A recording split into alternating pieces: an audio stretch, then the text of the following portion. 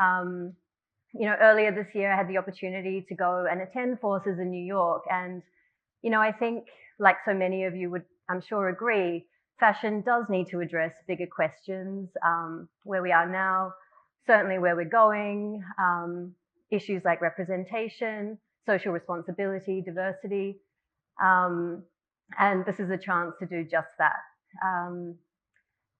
I'm so honored and privileged to have, arguably one of the greatest forces of fashion here with us tonight. So please join me in welcoming Dame Anna Wintour.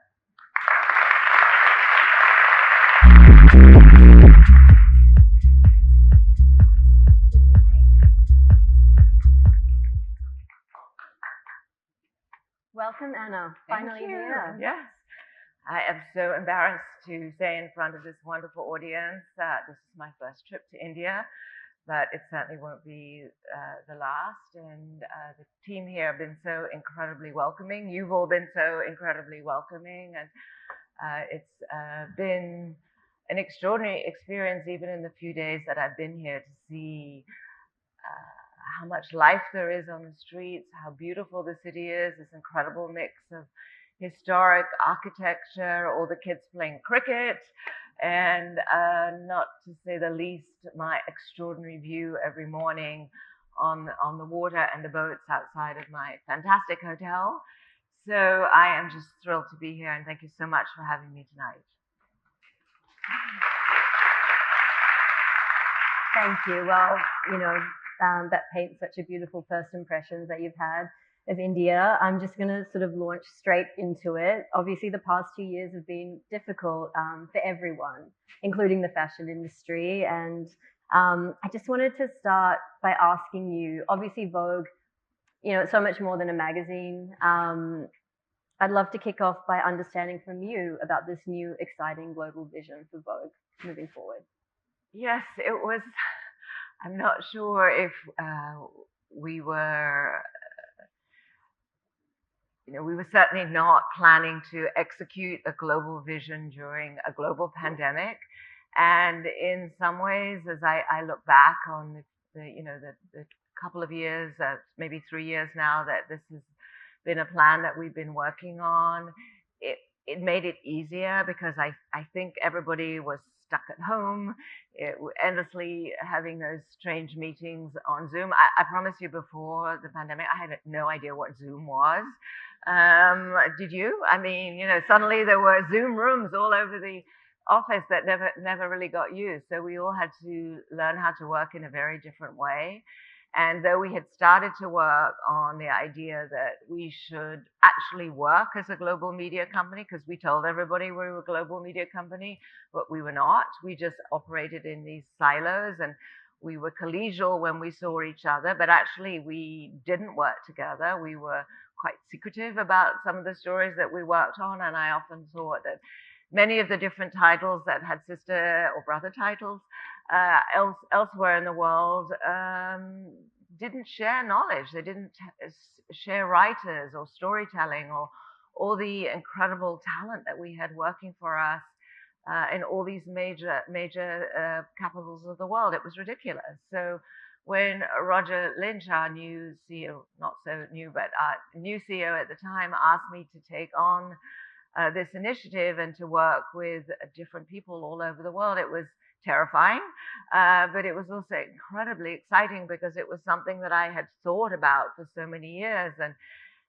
didn't really understand why the company wasn't moving forward in that way. So we plotted everything out during COVID. We hired a lot of people, including, of course, Megha. I promoted the wonderful Divya to Global Editorial Director of Conde Nast Traveler during this time. We set up teams.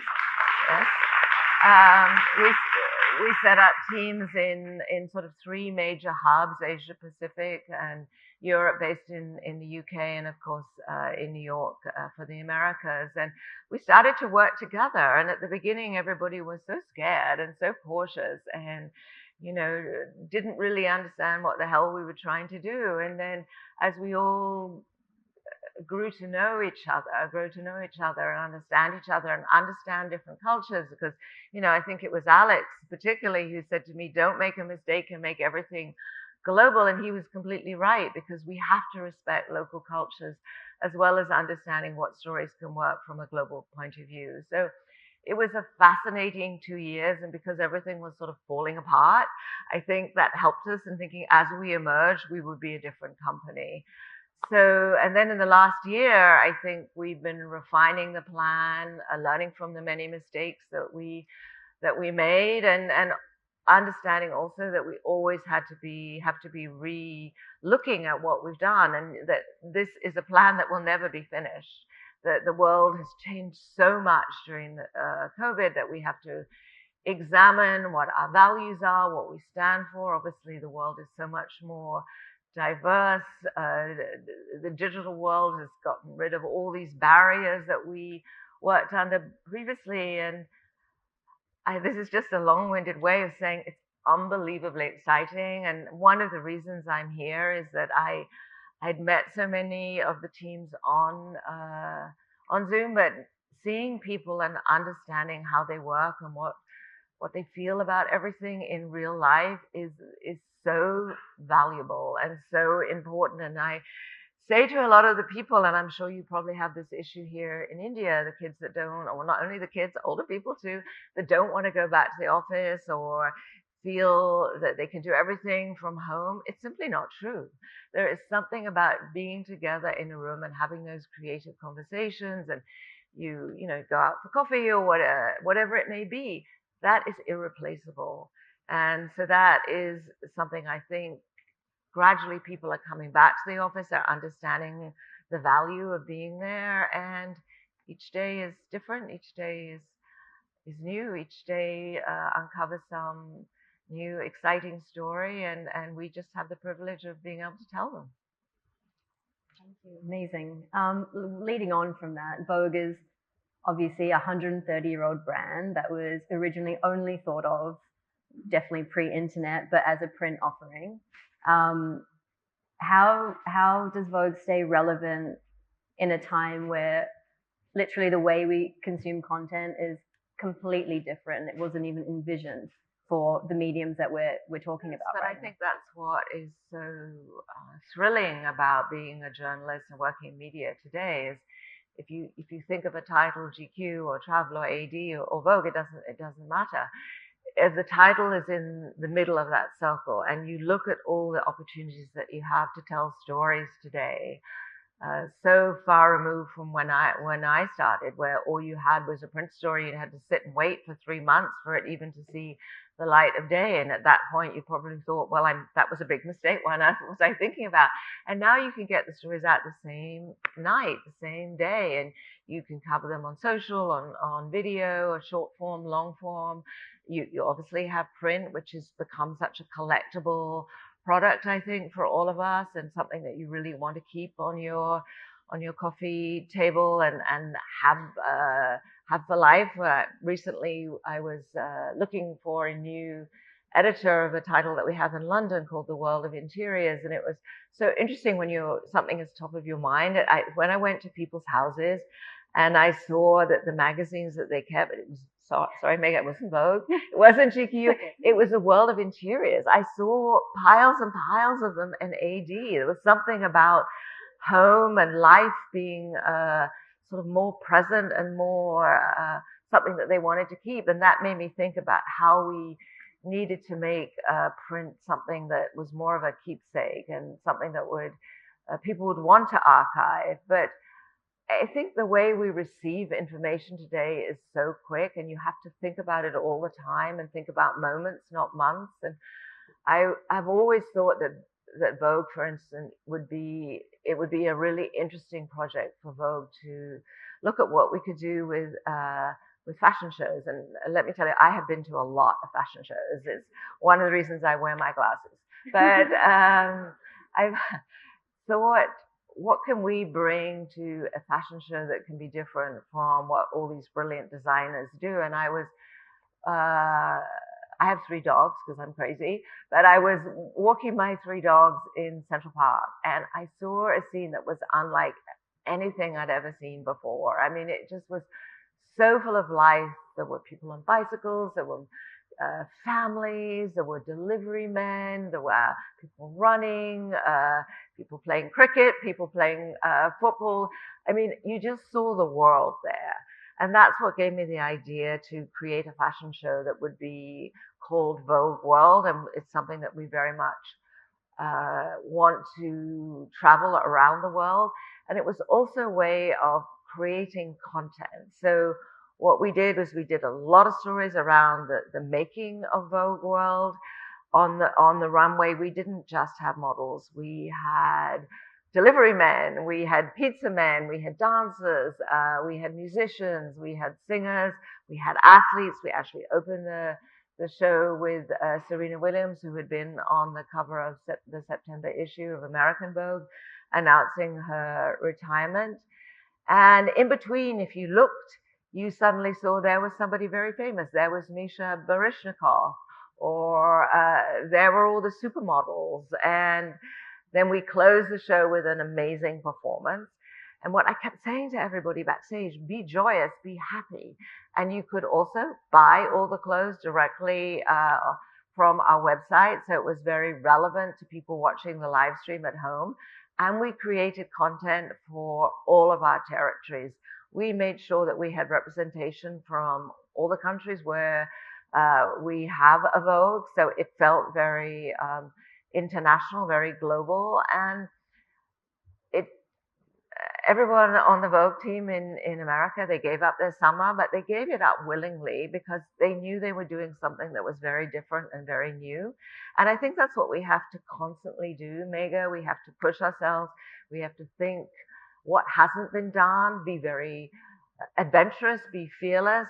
And, you know, not everything's going to work. The Vogue World, we were so lucky because the team worked so hard and it was very clear in its vision, but not everything is going to work, but you have to try. So I think COVID gave us that permission to be different. Amazing. So I should ask you some questions.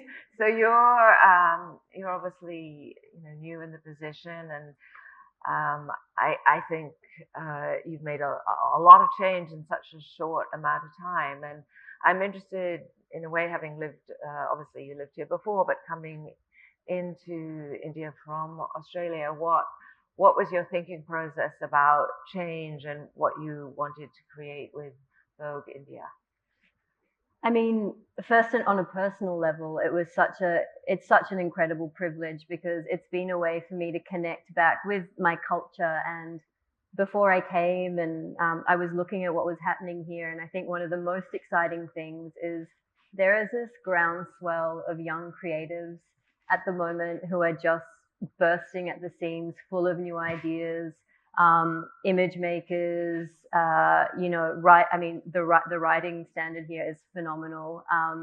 So for me, it was just about, building a team that really thinks 360, that is in step with modern values. I think it's such a savvy audience. We have a really young audience, but I think it's just about capturing and celebrating the incredible diversity of India, whether it's, Gidda dances in Punjab or surf culture in Goa or, a trans football team in the Northeast. It's just been an incredible joy and privilege. And I just, to tell these stories has just been amazing. Well, it's so interesting that you talk about young designers. And it's very interesting to me out of tragedy or terrible times, sometimes the most creative people emerge. And I was living in New York during 9/11, and it was seemingly such a small thing, but it was the very first day of New York Fashion Week that tragedy happened. And, obviously everybody was shell-shocked. No one knew what to do. But over the weeks that followed, we at Vogue received so many phone calls from young designers who had lost everything because they had already put down their deposits for giving a show, and really they were at their wits' end. And it was so amazing because I do think the fashion community that I know is the most generous and the most kind and the most supportive. And I called up Carolina Herrera and I said, please, will you give us your showroom? And I got the fashion team together, and I think they were so happy to have something to do because everybody, was really suffering and not understanding what was happening in the world. And to be able to contact all these young designers and say, Carolina Herrera is giving you their space. Let's put together a fashion show. And the company, as some of you may know, is owned by an extraordinarily philanthropic family called the Newhouse family.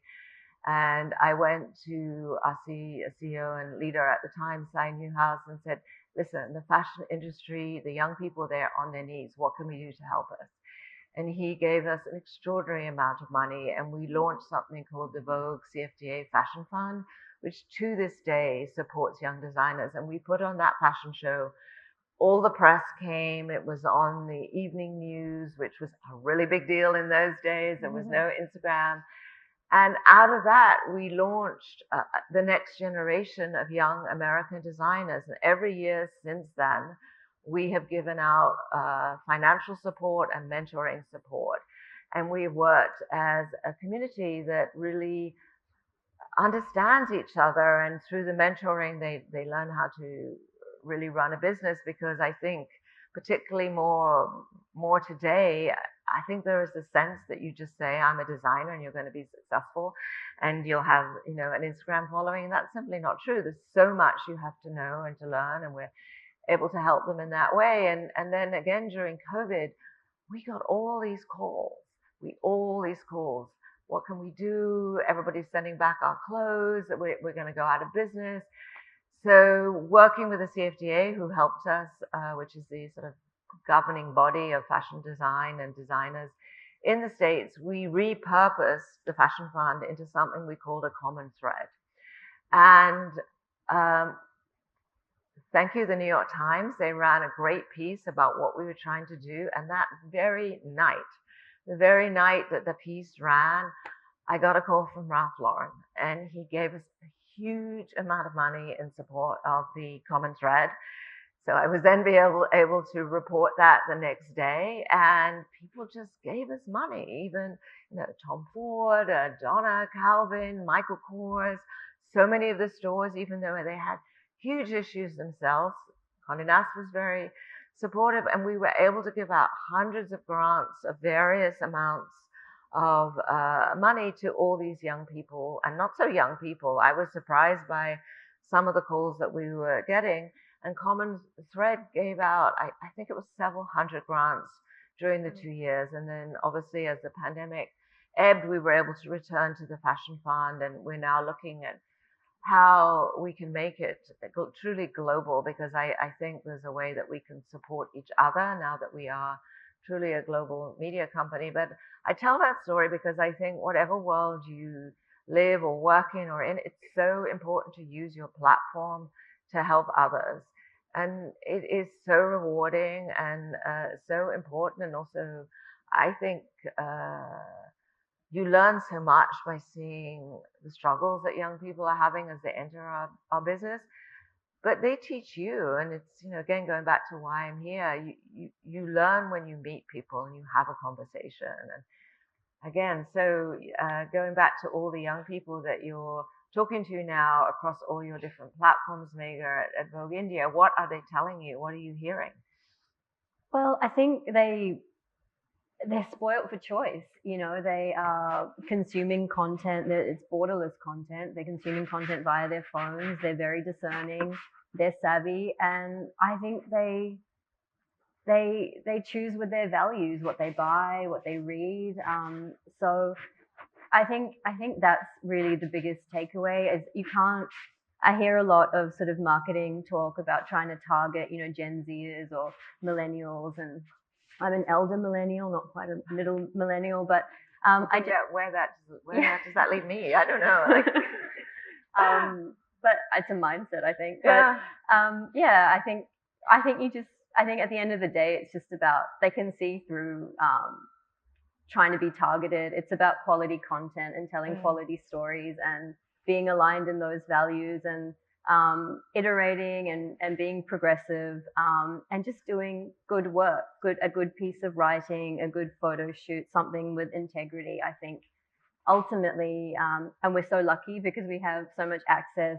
You're now being part of this global community, and there's so many resources and best practices in terms of audience development and whatnot. It's been such a learning, but at the end of the day, I think despite all the numbers, it still always comes back to having heart and having a strong vision and staying true to those values. And I feel like that's what people want to see. I hope that's what they're responding to. So. Yes, I mean, I think obviously marketing and all the information that we receive today is, an important information to have. But in the end, you have to really operate with instinct and follow where you see things going. And I also think it's so important to have people around you that question your point of view. And I always look for people that are not always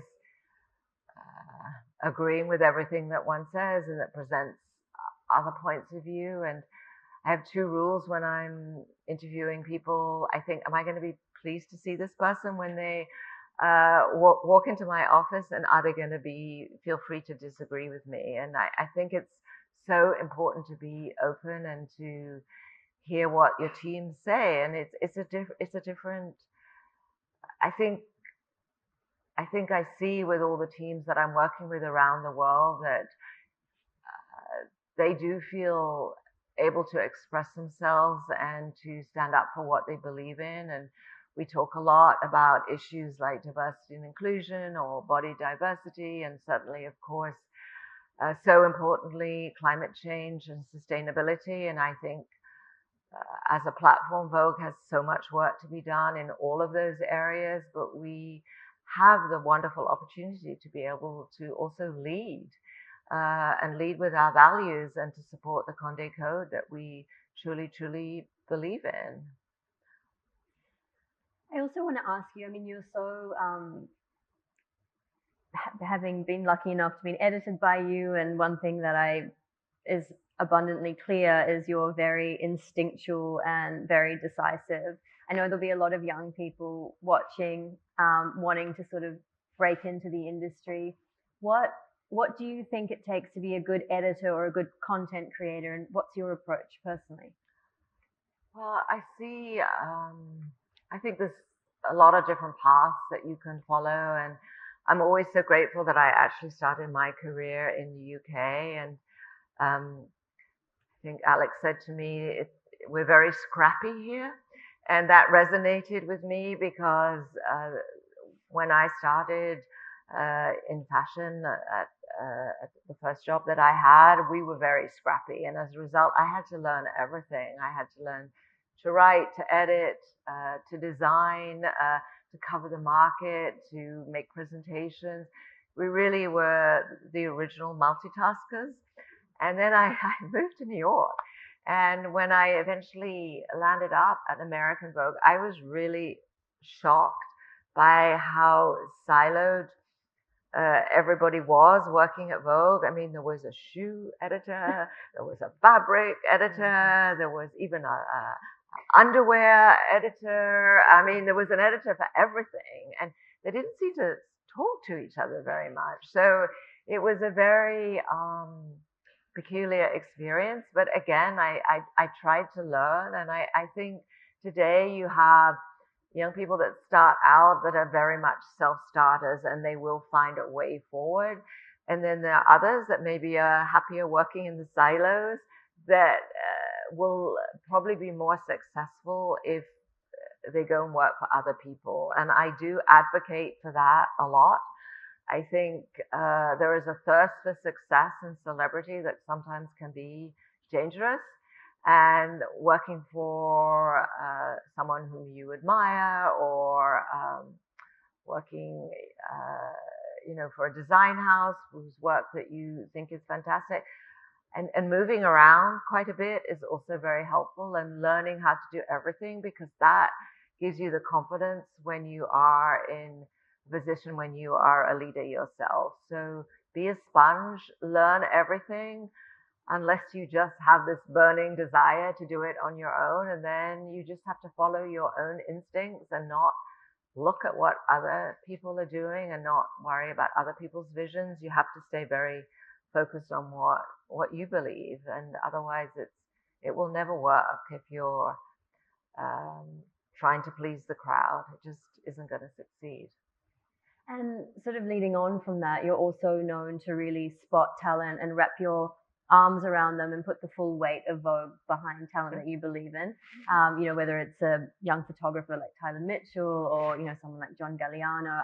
I'd love to understand from you, is there over the years, is there some secret thing? Is there some universal X factor or is it more instinctual? No, and I don't for one second pretend to be the person that spots these people. I have an incredible team that will tell me, you need to look at this photographer's work, you need to look at this filmmaker's work, you need to look at this designer's work, and I'm very guided by them. And honestly, talking about John, and that's such an interesting story. Obviously, there's been ups and downs in his career, but when he was struggling to make ends meet as a fashion designer, as a student working in London, he worked at the National Theatre as a dresser, and he dressed all these incredible British actors like Ralph Richardson and John Gielgud, and he always tells me, even today, and that the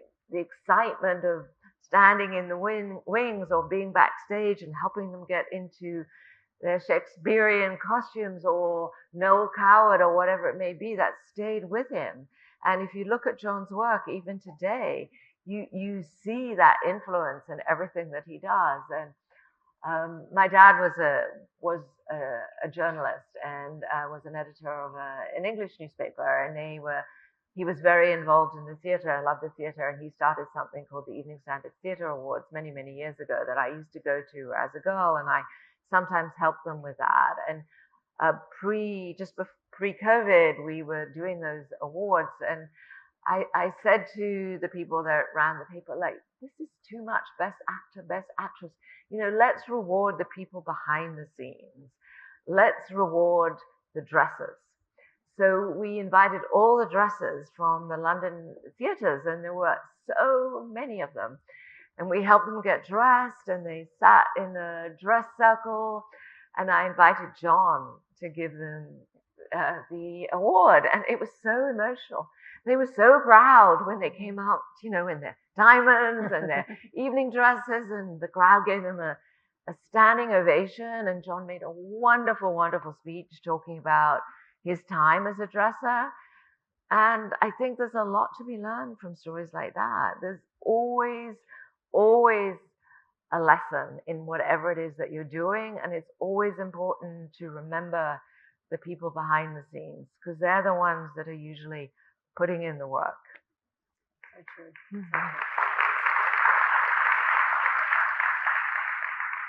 Now this is a question I've wanted to ask you for a while. I finally got the platform to do so.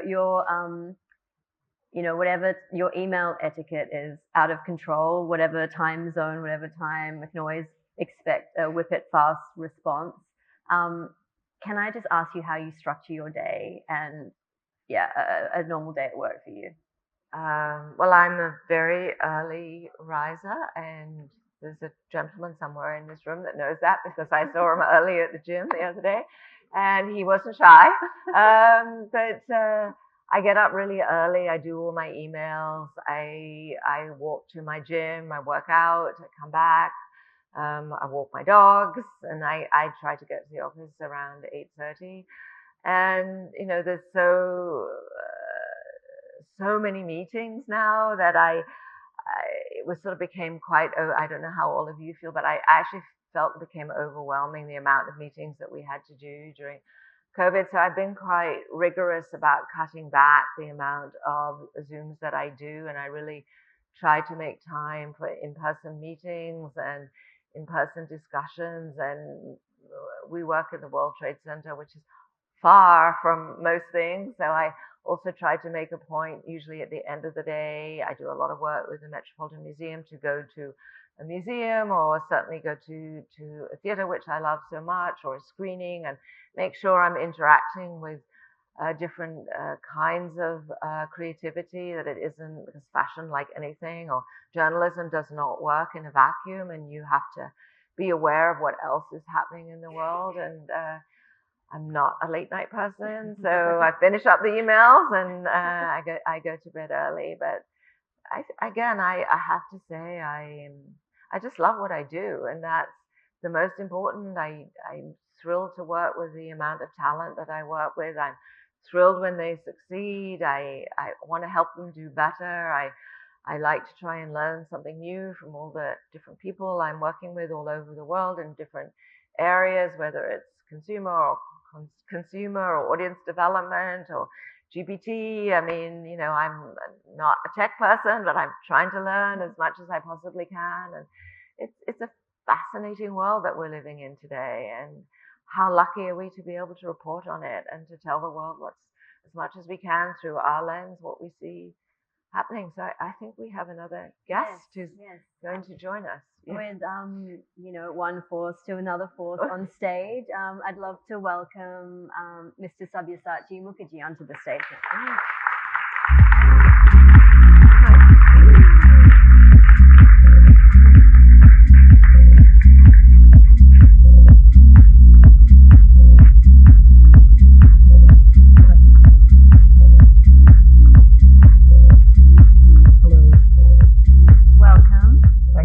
Nice to see you in Mumbai.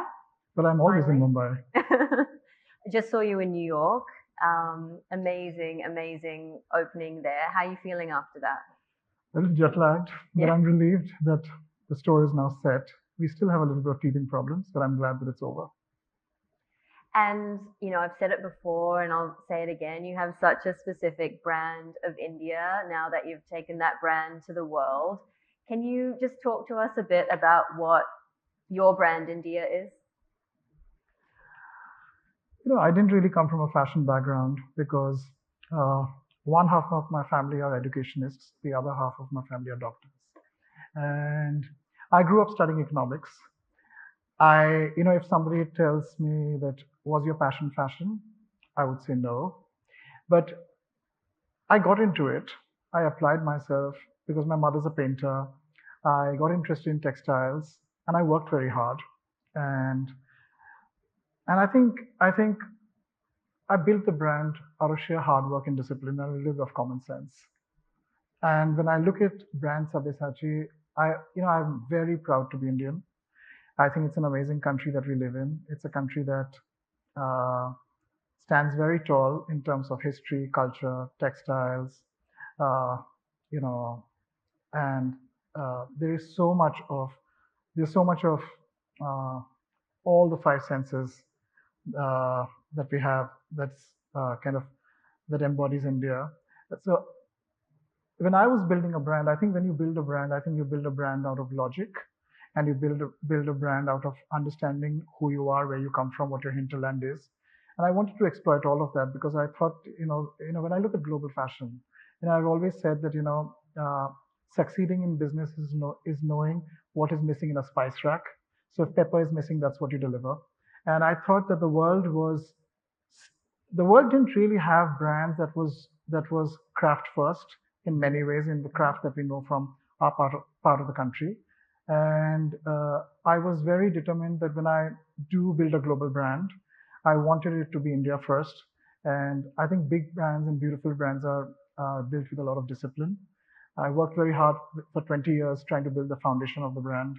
I sold a stake of my company when I was 48 years old because I think a lot of designers don't do the transition at a very opportune time in their lives. And now that we've built brand India within India, and Susie Menkes was responsible for it actually. I was in New York. Everybody was telling me what to do. And I just realized that, if I wanted to have my own voice, I needed to be successful in my own country. I came back. She said that, you have such an amazing country. You have such loyal customers. Build your brand first in India. And when you have a very strong voice and when you have an opportunity, go back and go back at your own terms. And I didn't have to, when of course, Bergdorf was a very good supporter. They've been very kind to me. But sometimes the best thing that you can do is to go and open retail so that you don't have to depend on anyone but yourself, because especially when you have a stable customer base. And that's how I built brand Sabyasachi in a very uncompromising way, doing exactly what I wanted to do.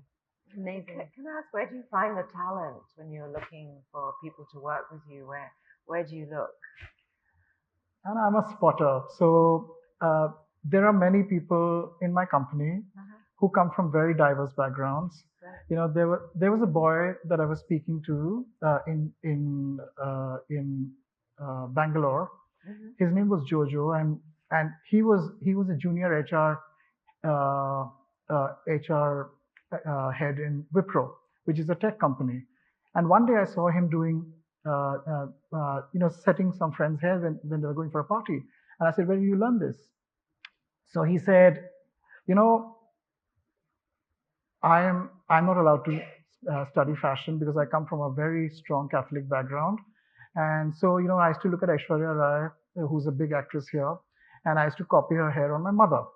And I said that, "Have you ever had a fashion training?" He said, "Never." So I was going to New York for Fashion Week. I took him with me. I remember we were standing we were standing on the last row for Michael Kors show. He was sitting right in front.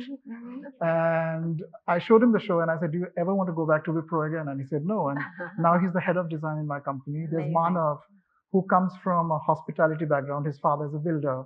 He's the head of my social media. I met him when his sister was getting married. He was so polite.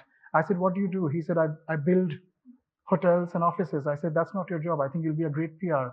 And he's a great PR. And I think Aditi, who's sitting here, who's a wonderful actress from India, will tell you that nobody talks to me in my company. They only speak to Manav. And now we have Stefan, who's coming from Chanel, who ran away and became a Michelin star. He worked in a Michelin star restaurant. I keep collecting people because I think what's important is to find people with integrity and then just put them in the place that they belong to. No, I think when you're looking for someone or someone has left, you never look for the same profile. It's more about finding the talent and thinking, okay, how can I use them rather than, cookie cutter. So it sounds like you have the same approach. Yeah, it also helps because when I was 18 actually, I had a modeling agency in Calcutta. It was a tiny modeling agency called Creative Media. Were you a model? But almost all the no, I didn't. Oh no, I was a choreographer. Oh, God help me. But we had Koina Mitra from that agency who became an actress. She was a Glad Rag supermodel. We had Selina Jetli, who became Miss India. We had Bipasha Basu, who became an actress. And there was only one male model that I had who became Mr. India. And so I've always had a talent for putting the right people at the right place. Like even when we do campaigns, like our plus size model, Varshita, who's just won multiple awards in the country. She was a customer who came to me to buy jewelry. And I said that you should model for me. And because she was oversized, and that wasn't really a thing in India at that point of time, right. She looked at me and she said, "That's a very mean thing to say to a very large girl." And I said, "But I'm being very serious that I want you to work in my brand." And we casted her, and the rest is history. Good for you. Amazing. Yeah. Amazing. I mean, obviously such a successful global brand, but then a successful business. Again, we've been talking about, talking to younger people who are maybe coming up and young designers.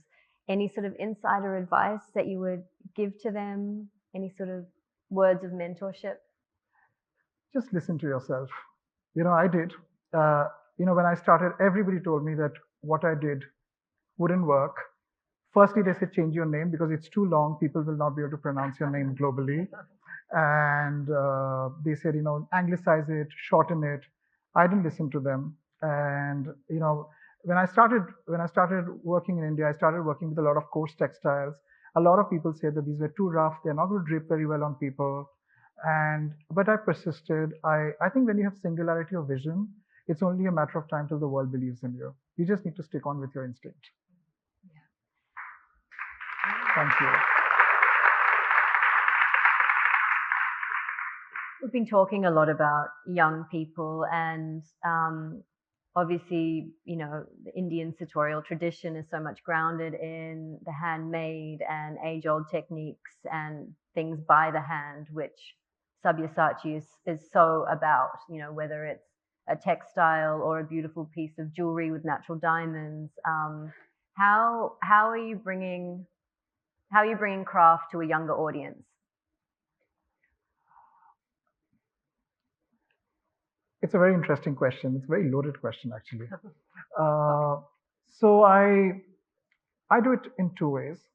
One way, you know, I work both as a designer and as a restoration artist. One of the things is to keep it completely undiluted, because there is a very young society of Indians who are wanting to get back to their past. You see, India has a very living tradition of culture and craft and textiles, and a lot of them are resonating with it right now, because, you know, as they go out into the world and they learn to be Indian in a very undiluted way, and when there is no apology, they realize that they not only stand out, but everybody gets very excited about who they are, their identity. So a lot of them, like, you know, when I look at a very a brand that I love in India is Raw Mango. And Sanjay, if you're here, beautiful brand. And, you know, when I look at his brand, I see that's such a beautiful way of looking at India. It's undiluted, it's strong, it's proud. And then there are designers like, let's say, Dhruv Kapoor, who uses Indian techniques, but he's doing it in such a modern way. I like the diversity. I think, you know, I'm very ambitious and I'm very hardworking. I think I learn from everybody. I learn from people who are purists. I learn from people who are modernists. And because I'm a businessman first and a designer second, I try to imbibe both the old and the new and create something more neutral for my customer. Amazing, that's working. I think we can't have this conversation without talking about, you know, we are in the midst of a climate crisis, and, you know, I think words like sustainability and slow luxury are bandied around so much, often not given much meaning. I would love to ask both of you, what does it mean to be sustainable, and what does slow luxury mean to both of you? Anna, if you wouldn't mind starting. Well, I think what we talk a lot about, you know, across all of our titles at Conde Nast is encouraging our audiences to think about fashion or interior pieces, whatever it may be that you're purchasing, not being disposable. And I was talking backstage before about how, you know, the huge growth of vintage across the United States and certainly in Europe. I understand it's starting here also in India, is so interesting, because I think we should celebrate vintage, and that we should celebrate the longevity of owning something that has a past and a history and that represents sustainability. So, you know, I talk a lot to CEOs and designers around the world about looking at having vintage areas either online or in their physical stores, so that they can talk to their customers about how, yes, maybe they're coming in to buy a new Vuitton bag or a new piece of jewelry, but if they see next to it something from the same designer that is, or the same house that is, you know, many years old, and that has a history and a value and some kind of personal story, I think it will teach the world that the worlds that we all work in are not disposable, that they can last forever, and it's something that you can hand down as an heirloom or can sit on your desk as something that's very meaningful to you. And that is a way of embracing sustainability that I think has a real opportunity, because we hear a lot about sustainability in many different worlds, and we are certainly a culprit too. And we have a long path ahead of us to exist in a truly sustainable world. So anything that you can do in a way to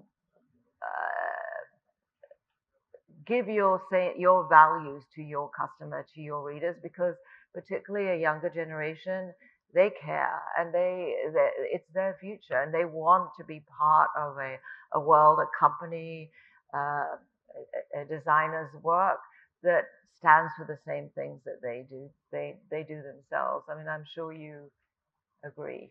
Absolutely. And when I talk about sustainability, let me put it down to an Indian context.